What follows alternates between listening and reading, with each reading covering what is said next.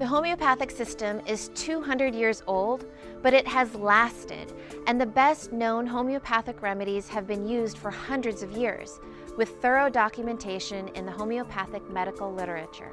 Unlike dietary supplements, the homeopathic medicines are regulated by the Food and Drug Administration through the 1938 Food, Drug, and Cosmetic Act. Today, the preparation of homeopathic medicines is overseen in government-regulated homeopathic pharmacies, utilizing a process called potentization.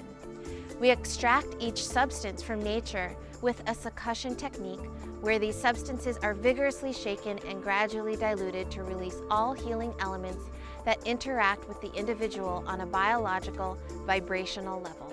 Then, we test each substance in a process called approving to reveal a symptom picture based on the participants' unique physical, mental, and emotional reactions to each medicine. These reactions determine the correct approach to guide a patient's journey towards health. This matching of symptoms between a prover and a patient has been, since ancient times, known as the law of similars.